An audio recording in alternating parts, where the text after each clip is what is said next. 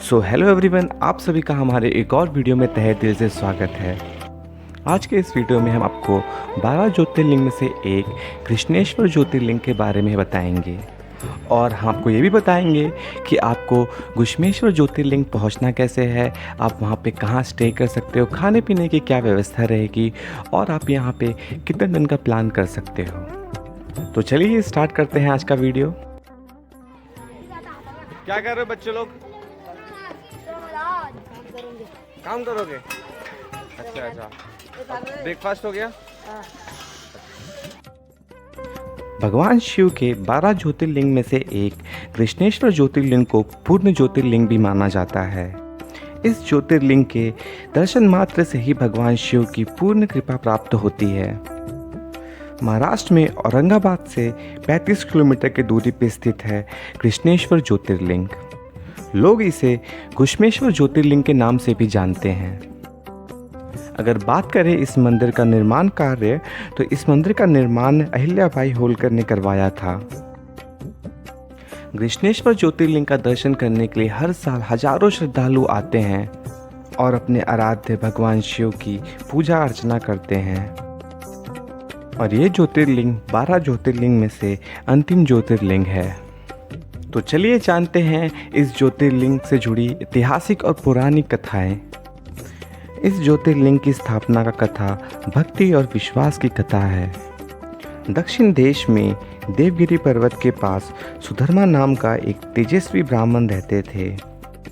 उनकी पत्नी का नाम सुधेया था। दोनों का जीवन सुख संपत्ति से परिपूर्ण था, सिवाय संतान सुख के। सुधेया संतान की बहुत इच्छुक थी। उसने अपने पति सुधर्मा से अपनी बहन के साथ विवाह करने का आग्रह किया।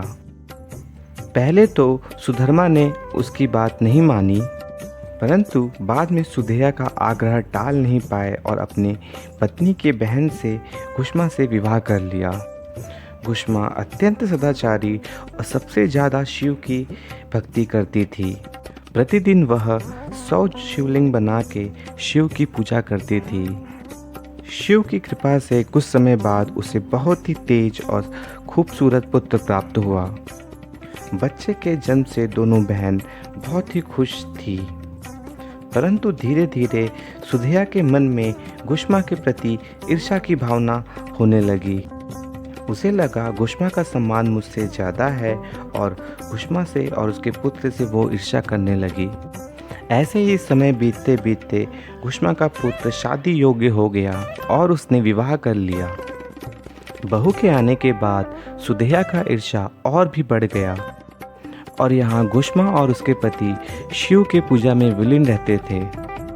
ईर्ष्या की भावना इतनी बढ़ गई कि सुधेया ने अपनी ही बहन घुश्मा के पुत्र का चाकू मार के हत्या कर दी और उसकी शरीर काट के उसने उसी तालाब में फेंक दी जहाँ पे घुश्मा 100 शिवलिंग बना के वहाँ पे विसर्जन किया करती थी। सुबह पूरे घर में कोहराम मच गया, परंतु घुश्मा रोज की तरह शिव के पूजा में विलीन थी और कुछ समय बाद उसने शिवलिंग बना के उसी तालाब में विसर्जन करने के लिए चल गई। लेकिन कुछ देर बाद उसने देखा कि उसका पुत्र दौड़ते दौड़ते उनके पास आके उनका पाँव छूने लगा उस तालाब से निकल के। तभी भगवान शिव ज्योति के रूप में प्रकट हुए और सुधेया का अपराध घुश्मा को बताया और उसको दंड देने के लिए भगवान शिव आगे बढ़े। तभी घुश्मा ने अपनी बहन सुधेया को माफ़ करने के लिए भोलेनाथ से अनुरोध किया। घुश्मा की उदारता देख के भगवान भोलेनाथ ने उससे प्रसन्न होकर उससे वरदान मांगने को कहा। तभी घुश्मा ने भोलेनाथ से यह वरदान मांगा कि अगर आप मेरे भक्ति से प्रसन्न हो तो आप हमेशा के लिए यहीं विराजित हो जाइए। और तब से ये ज्योतिर्लिंग घुश्मेश्वर नाम से जाना जाता है और ये 12 ज्योतिर्लिंग में से अंतिम ज्योतिर्लिंग है। और ये स्थान आज शिवालय तीर्थ कुंड के नाम से प्रचलित है, जो कि मंदिर से 400 मीटर की दूरी पर स्थित है। और ऐसा मानना है कि जो इस स्थान पर श्रद्धे मन से पूजा करता है उसके सारे दुखों का निवारण हो जाता है।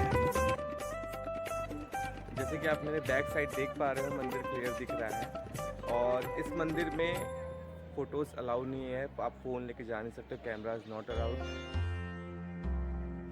तो चलिए बताते हैं आपको कि आप घुश्मेश्वर ज्योतिर्लिंग कैसे जा सकते हो।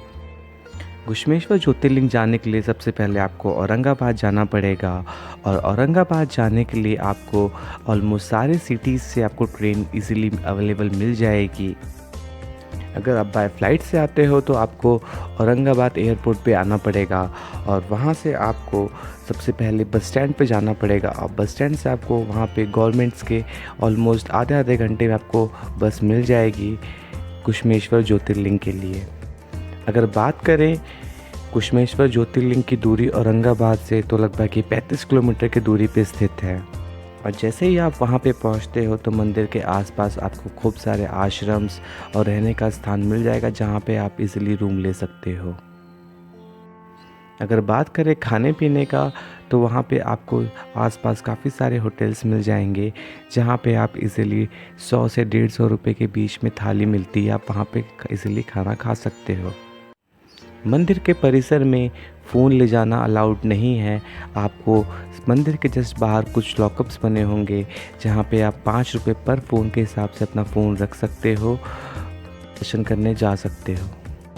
और जैसे ही आप मंदिर के अंदर जाओगे तो जो पुरुष रहेंगे उनको शर्ट निकालना पड़ेगा। आप चाहे तो मंदिर के अंदर भी जाके अपना शर्ट निकाल के शिवलिंग के दर्शन कर सकते हो।